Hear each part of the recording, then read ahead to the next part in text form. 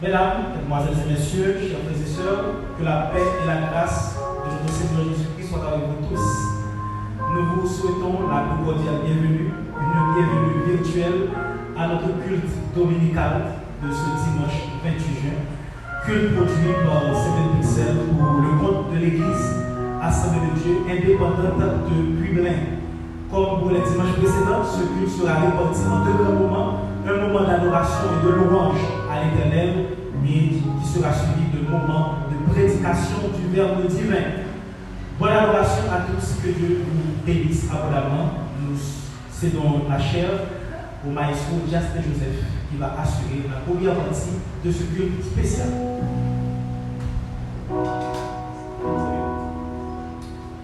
Alors, prions ensemble. Seigneur, nous te remercions pour grâce, nous avons compassion. Merci d'esprit même et déclarer la parole pour partager ce soir. Merci d'esprit épargner à ce danger où mettez dans la caille pour nous faire volontaire. Amado, aidez-nous à toujours vivre comme étant des épargnés de l'affaire, comme étant des gens qui sont sur la route de la gloire. Alors que nous sommes pas de l'Église de Jésus-Christ de toutes les générations. Amen. On oublie Chant d'Espérance dans 104 en français, Chant d'Espérance à la gloire de Dieu.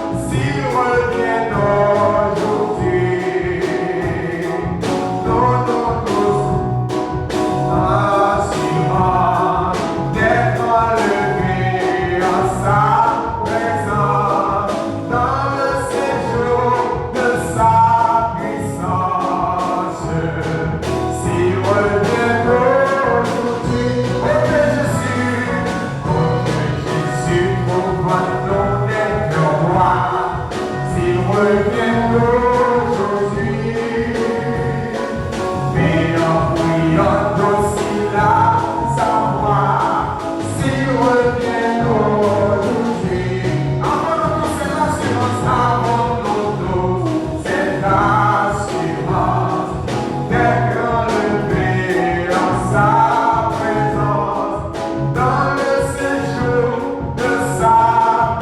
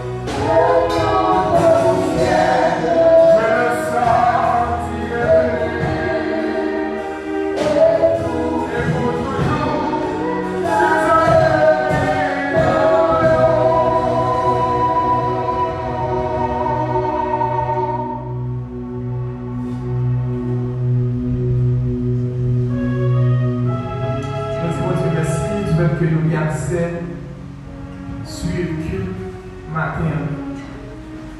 Dans le moment où nous allons passer avec le message du jour, le révérend Charles-Louane Auguste. À la gloire de Dieu, nous nous souhaitons bonne écoute. Que le Seigneur vous bénisse.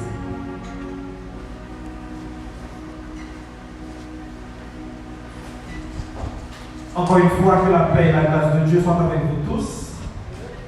Nous disons Dieu merci parce que nous sommes adorés ensemble avec lui. Et Jean-Marie verset à nous, nous allons passer dans le message de la parole de Dieu. Dans le Père Céleste, que ton Seigneur soit glorifié, que ton Seigneur soit béni. Nous te supplions de bien vouloir recevoir et agréer l'expression de nos chants remplis de reconnaissance et de gratitude à ton égard. Que ce moment de prédication du Verbe divin soit une source de bénédiction pour tes enfants et pour tous ceux qui auront à suivre ce culte. Que ta grâce soit sur nous, au nom de Jésus, et qui règne au siècle des siècles. Amen. Pour commencer, je lis pour vous la parole de Dieu, un seul verset, Matthieu chapitre 5, le verset 48. Soyez donc parfaits comme votre Père Céleste est parfait. Je me permets de relire le texte. Soyez donc parfaits comme votre Père Céleste est parfait. Dieu nous a appelés à la perfection. Nous sommes obligés, selon les prescrits de la Bible, de mener une vie chrétienne parfaite. Et c'est le sujet de mon message ce matin, une vie chrétienne parfaite. Je pourrais dire une vie chrétienne complète, une vie chrétienne équilibrée, une vie chrétienne victorieuse. Bon Dieu va demander nous pour nous faire ni 9 sur 10, ni 8 sur 10, ni la moyenne. Ce que Dieu attend de nous, c'est une vie parfaite correspondant à la notation 10 sur 10. Beaucoup d'entre vous se demandent, est-ce qu'un homme, est-ce qu'une femme peut mener une vie chrétienne parfaite? La réponse est oui, car lorsque Dieu nous exige quelque chose, il nous donne la capacité de l'accomplir. Oui, aux chrétiens qui a servi Dieu correctement. Et après Jésus-Christ, tellement mettait balaron, dans le texte nous autres là, il dit soyez donc parfaits comme votre Père Céleste est parfait. Maintenant, moi je voulais attirer l'attention et lancer appel à tout le monde qui attendait. On nous fait tout effort pour nous servir au Dieu, jamais Dieu m'a dit là. Faisons notre mieux pour mener une vie chrétienne parfaite. Maintenant, on peut se poser cette deuxième question, à part de la première que j'ai évoquée. Qui ça qu'a prouvé qu'un monde a mené une vie chrétienne parfaite? Ou bien, quels sont les piliers de la vie chrétienne parfaite? Avant de donner ma réponse, je vais attirer l'attention. Seul le Saint-Esprit peut nous permettre de mener une vie chrétienne parfaite. Jésus-Christ a eu à dire à ses disciples, et cette parole est encore valable pour nous, sans moi, vous ne pourrez rien faire. Ouais, nous servons mon Dieu, mais pour nous servir mon Dieu, jamais Dieu fait là, dans la perfection, c'est l'Esprit mon Dieu pour faire ça dans nous. Car c'est lui qui produit en nous le vouloir et le faire. Les deux piliers de la perfection chrétienne sont le fruit de l'Esprit et le baptême dans le Saint-Esprit. Je reprends. Les deux piliers de la perfection chrétienne, d'abord, on a le fruit de l'Esprit, ensuite, on a la puissance du Saint-Esprit qui découle du baptême dans le Saint-Esprit. Pour nous servir mon Dieu de manière parfaite et ce qui est possible, il y a deux bagages pour la caille. On peut le fruit de l'Esprit de la caille, ensuite, on peut puissance mon Dieu dans la vie avec le témoignage. Cependant, ces deux éléments résultent du ministère du Saint-Esprit dans la vie du croyant. On commence par le fruit de l'Esprit. Le fruit de l'Esprit est consigné dans l'épître de Paul aux Galates, chapitre 5, verset 22. Pour qui ça? Généralement, on nous fait dire les fruits de l'Esprit. Non, il y a un fruit de l'Esprit. Le résultat de l'œuvre du Saint-Esprit dans la vie du croyant. Ce fruit de l'Esprit contient 9 éléments. Pour nous qui habitués faire culture. Si je suis mango, je cueille mango pour un mango. Parce que c'est un fruit. Cependant, on pose une question, pour qui ça? On dit l'œuf de l'esprit, mais l'élément. Eh bien, son nom qui est mango, on peut boire. On peut boire des choses, par exemple. On cueille, on fruit. L'or ouvre, ouvre plusieurs graines bois, la donne. Et bien, c'est une image là pour le fruit de l'esprit. Même si son grain fruit, mais il y a 9 éléments là-dedans. Il est impossible pour un chrétien qui est 9 bagages là-dedans, c'est parce que cet esprit a produit. Et c'est ça que le dit, si je vis, ce n'est plus moi qui vis, c'est Christ qui vit en moi. Et pour qui ça? Moi, pour dire pour une raison, qui ça fait être moins dans le message matin? C'est pour ça que invité dans la prière, dans la consécration, dans le jeûne, qui fait cet esprit à travailler la vie. Personne pas qu'à prétendre que le casse du Dieu avec propre école. Donc, il nous qui essayé, qui échoué. D'ailleurs, si on compare le ministère de la loi avant la venue de Jésus-Christ et le ministère du Saint-Esprit après la venue de Jésus-Christ, il y a une grande différence. La loi, il était seulement dit non, mais ça vous fait souffrir, mais ça arrive. Cependant, il ne va pas y avoir la possibilité de jouer une ressource pour te faire mon Dieu plaisir. Cependant, dans la grâce, dans le ministère du Saint-Esprit, la Bible dit nous, mais ça pour nous faire, mais ça pour nous pas faire. Nous avons la connaissance, mais nous avons aussi la grâce et la puissance nécessaire pour observer la volonté de Dieu. Maintenant, moi, j'invite tout le monde à qui est cet esprit à travailler la vie. Mais cet esprit a chance pour nous prendre la vie. C'est plus confiant qu'un croyant, Maestro Giovanni, que vous souhaitez joyeux anniversaire. C'est plus gros témoignage. On croyait pas gagner, elle dit à l'instant de la protocole, si je vis, ce n'est plus moi qui vis, mais c'est Christ qui vit en moi. Je ne vais pas jamais répéter des comme ça, on ne peut pas casser le Dieu avec propre parole. Seule façon de faire pour Dieu, c'est que cet esprit-là. D'ailleurs, pendant qu'on parle là, on ne va pas foutre ici pour faire expérience. En plus, fois, bon péché, bon Dieu révélé, non, il n'est pas d'accord avec telle attitude, il n'est pas d'accord avec tel comportement. Ou demandez pardon, ou recommencez à prier, parce qu'on essaie de quitter le péché avec trop force. Ce matin, je vous exhorte, suspendez faire effort pour servir mon Dieu. Quittez cet esprit à travailler, quittez cet esprit à joindre. Et cet esprit à contrôler la vie, la balle résultat. Et le résultat, ça que cet esprit a produit dans la vie de monde qui disait l'esprit de Dieu dirigé, il est le fruit de l'esprit. Il produit l'amour. Ou pas carrément le monde si ce n'est pas cet esprit a produit l'amour. Il est impossible pour aimer. Il produit la joie.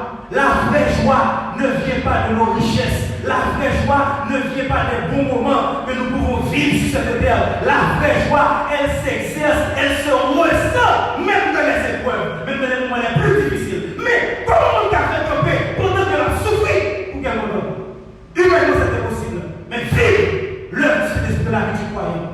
Vous chanter, chanter, il dit comment faire-nous, même les appels souffrir? Ils sont toujours contents, ils sont toujours appels sourire. Ils n'ont pas jamais plié, l'entendez, ils ont parlé. Ils ont toujours appelé chanter. C'est parce que joyeux pas sorti ici, effectivement. Le chrétien dans la joie est produit par le Saint-Esprit. Il sentit joie ça, même lorsqu'il est malade. Il y a des bons témoignages au moins d'un pasteur qui était hospitalisé suite à une maladie très grave. Et ces maladies sont à côté de l'année. Et bon, c'était pas ce jour qui a expliqué ça. Là, nous voyons madame était dans le coma, mais pendant le coma, elle a rempli de cet esprit, elle a parlé en toute langue. L'homme dans le coma, il est inconscient, il est détaché de toute réalité.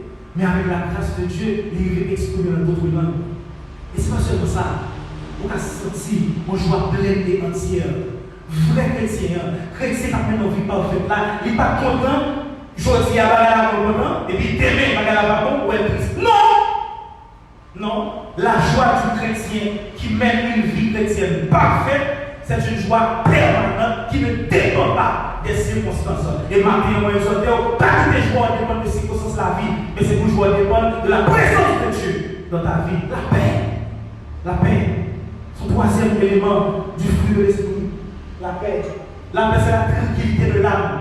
Il y a un monde qui a une vie chrétienne épanouie, qui sont toujours en paix. Non seulement il est en paix, mais son paix tridimensionnelle. La paix avec Dieu. Son monde qui fait cœur, mon Dieu content.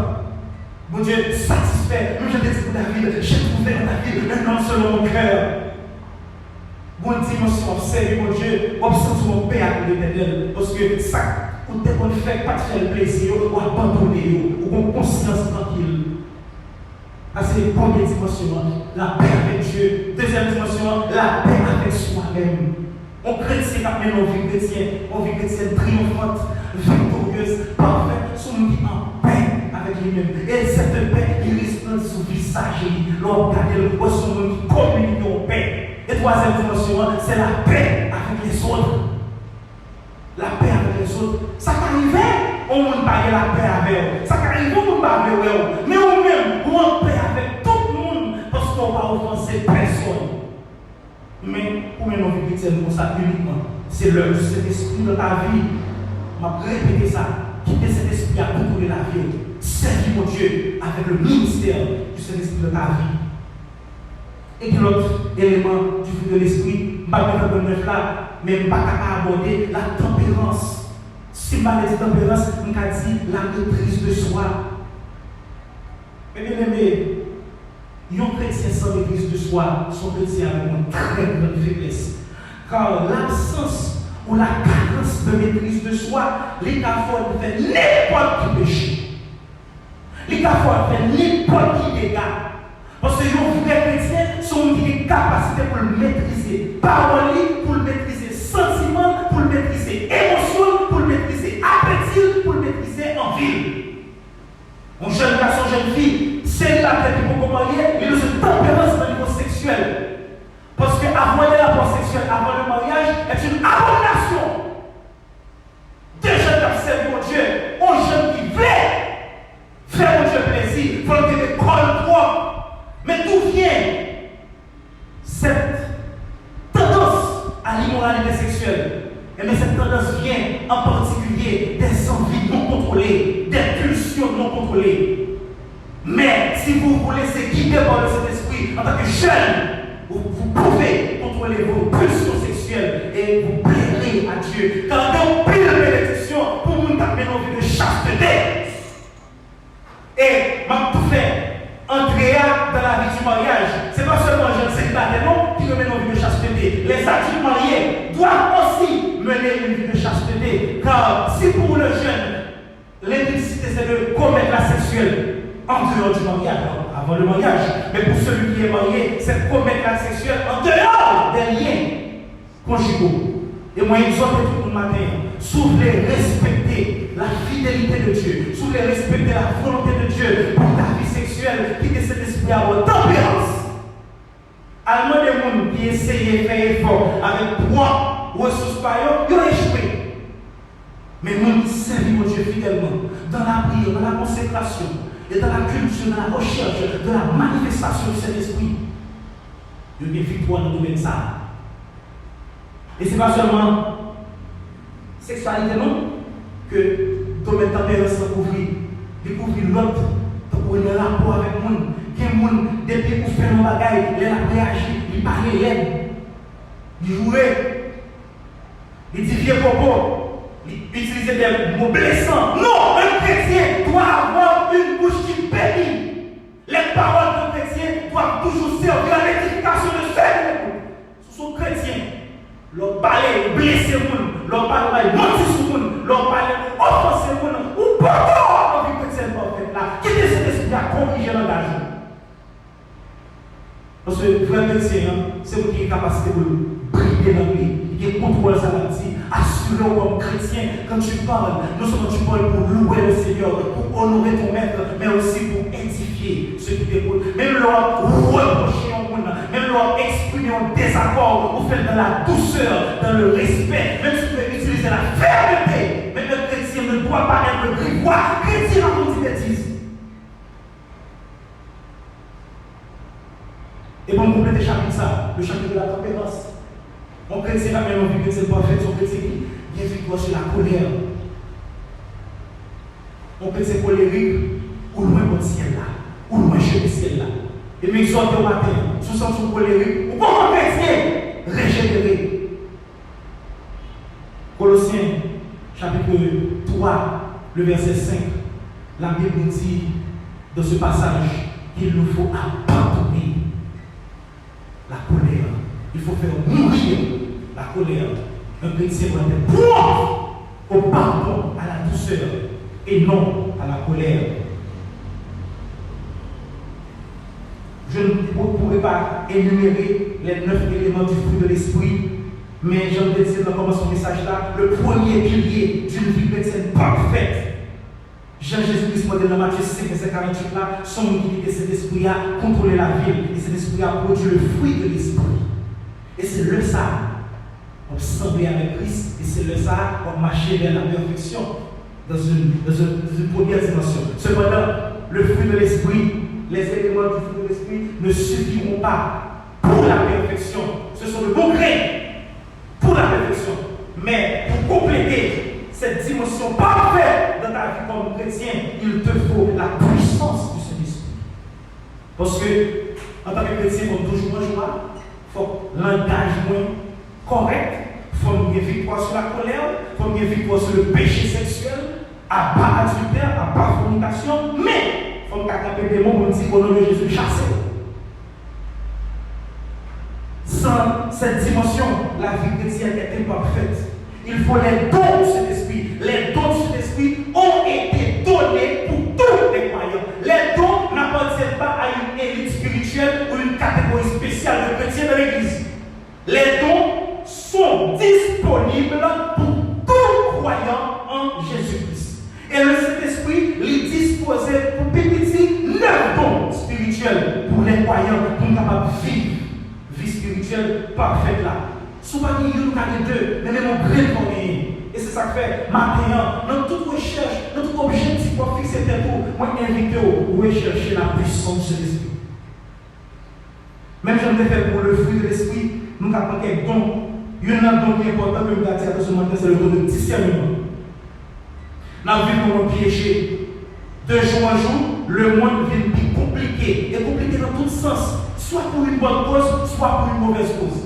Qu'il en connaît tel événement, qu'il en connaît telle activité, qu'il en connaît telle décision, il ne volonté de Dieu. Les offres nous assaillent comme chrétiens. Toute la journée, nous avons fait proposition. Chacun pour choix qu'on fait. Qu'il en connaît choix de volonté de Dieu. Il le faut le discernement. Parce que pour les gens, on vous vient devant. Vous expliquez-moi une histoire de vie. On se dit plusieurs mondes. Car expliquez, nous avons offert au job. Il a appliqué pour le job là, et puis je vais aller l'interview, je vais débrouiller pour ça, on est l'argent, je vais la tomber tout le bagage. Quand il y a là, dans le monde de vie, là, nous travail c'est vrai, mais il y a un travail qui nous demande, nous avons besoin de discernement de cet esprit pour dire ça à nous de Dieu. Une jeune fille qui a apprécié en pile de la jeunesse, je dis à lui mourir. Il mourit en dehors de la volonté de Dieu parce qu'elle n'a pas eu le discernement. Il choisit à l'étudier dans la faculté. Il n'a pas la volonté de Dieu, et c'est la faculté à faire une mauvaise rencontre, pas la volonté de Dieu, l'air parle avec nous, il faut sentir, il faut faire bien, il manque de discernement. Donc, notre intelligence naturelle ne suffit pas pour nous aider dans la vie. Il nous faut ce troisième œil venant du Saint-Esprit, qui est le don de discernement du Saint-Esprit. Et le pas de troisième œil là, nous utilisons un langage allégorique spirituel. Ok? Pour tout le monde capable de créer ça, je parle du don de discernement que donne le Saint-Esprit. Encouragez tout le monde. Cherchez pour se disponible. Et parmi 9 dons, à part de dons de discernement, on a parlé de dons de sagesse qui est couplé avec dons de connaissance. Nous avons besoin de connaître. Ça va passer la caille nous, un père de famille. Une mère de famille, ou besoin de don de connaissance pour connaître ça qui passer la caillou, ou diriger un foyer, et puis quand elle a un pour la chat soit père, soit parent, soit nous tromper. On passe de l'église, besoin de don de connaissance, pour ce n'est pas seulement ça louer, mais pour qu'on réalité qui passer au-delà des rideaux, au-delà des apparences. Et bon don que moi j'ai en pile. C'est le don de prophétie. Mais exhorter tout prédicateur qui apprend tout pasteur qui a dirigé l'église, prier au Dieu pour sa présence dans l'église. Une église où Dieu ne parle pas est une église morte. Une église où Dieu ne parle pas est un cimetière spirituel. J'aimerais que cette phrase soit soulignée à l'encre forte. Une église où Dieu ne s'exprime pas, où les révélations divines sont absentes, est un cimetière spirituel. L'homme qui est l'activité, qui est la caille, qui est une chita en dedans et qui souvent, il va nous donner parler. Il va nous donner, nous qui devons chanter. Il est à la recherche de la révélation divine. Qui savons Dieu pour la vie? Quel est le plan de Dieu pour ma destinée? Et j'invite tous les prédicateurs, les leaders spirituels à se consacrer dans ce ministère efficace et puissant en recherchant la prophétie dans leur message, la prophétie dans leurs approches, la prophétie dans leur ministère. Il est temps que les paroles divines aient leur place dans nos assemblées. Il est temps que les paroles humaines cessent, que les hommes se taisent et que Dieu parle, que les hommes se taisent et que le Saint-Esprit parle. Nous bouquons de l'homme à parler, nous bouquons de philosophie humaine, nous bouquons de sagesse humaine, nous soif grâce, nous soif pour nous donner la voix de Dieu. Et c'est pour cela que le Saint-Esprit distribue le don de prophétie pour qu'il y ait des hommes et des femmes au niveau des églises qui peuvent prophétiser. Je ne parle pas des faux prophètes. Nous avons annoncé par la Dieu, si vous ne pouvez pas avec eux. Je parle des prophètes authentiques. Oui, la prophétie authentique existe. J'ai fait l'expérience dans mon ministère et partout où j'ai la possibilité de travailler pour le Seigneur. Je parle en connaissance de cause. Nous parlons de Dieu. Nous ne voulons pas des hommes qui veulent paraître, des femmes qui veulent paraître pour des êtres extraordinaires sur le plan spirituel. Car tout mon Dieu est là, il ne va pas vous faire chèvrer. Les dons de Dieu doivent servir à l'édification des âmes. Et moi, tout dit ça, même si je vous appelle le vie chrétienne parfaite, même si vous avez toute dimension de parler, vous avez la joie de les épreuves. Ou bien discernement, ou bien victoire sur colère, ou bien victoire sur péché sexuel, ou bien tout de discernement, ou bien tout de prophétie. Mais ça va empêcher pour être humble. Car, pour terminer mon message, c'est comme le couronnement. La vie chrétienne parfaite a deux piliers. Le premier pilier, c'est le fruit du Saint-Esprit. Le deuxième pilier, c'est la puissance du Saint-Esprit. Mais avoir les deux, il faut qu'on compte qui marie tous les deux. Il faut qu'on couronne qui mette tous les deux ensemble. Il y a une humilité. Un chrétien qui parle en d'autres langues. Un chrétien qui accomplit des miracles. Un chrétien qui a le discernement. Un chrétien dont le Saint-Esprit contrôle la vie, mais qui ne fait pas preuve d'humilité et sur la mauvaise voie. Et nous demandons, quelle que soit la dimension, la plus grande dimension spirituelle est l'humilité. Pas Jean, mais tout. Qui choisit pendant que Dieu fait grâce. Et plus vous baissez, c'est plus la vie de grâce qui est sur vous. Maintenant, une vie chrétienne parfaite. C'est Dieu qui nous demande d'être parfait. Jésus-Christ, en Matthieu 5, verset 48, a été solennel, sans ambiguïté. Soyez parfaits, comme votre Père Céleste est parfait. Est-il possible qu'un chrétien mène une vie chrétienne parfaite? La réponse est oui. Est-il obligatoire? La réponse est oui. Sans la perfection, vous n'aurez pas accès au ciel. Je reprends. Sans la perfection, vous n'aurez pas accès au ciel.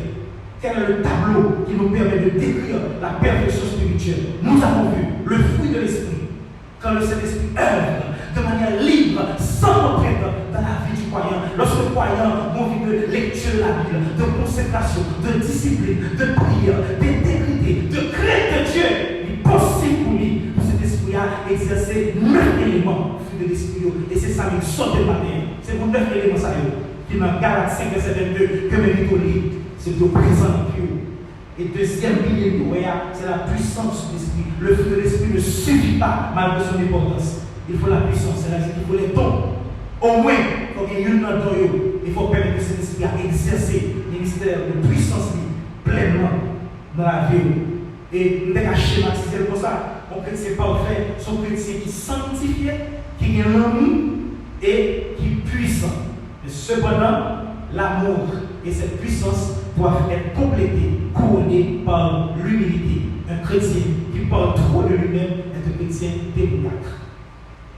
Le chrétien ne doit jamais s'exprimer en son nom personnel. Tout vrai chrétien doit avoir un témoignage christocentrique, c'est-à-dire centré sur Jésus-Christ. Votre témoignage ne doit pas être centré sur vous-même.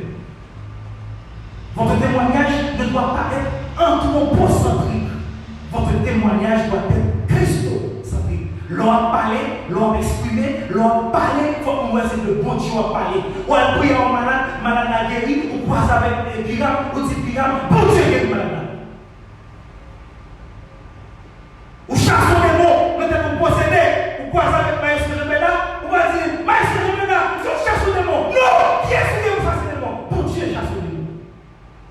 En toutes choses, rendez gloire à Dieu. Vous êtes prêchons le message, on est là, et tout ça, nous devons le message là, dis-nous gloire à Dieu.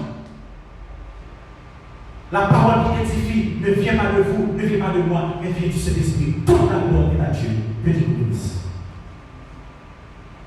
Pour mettre fin au culte de ce matin, nous allons prier le Seigneur pour qu'il nous donne les ressources nécessaires pour mener une vie chrétienne parfaite.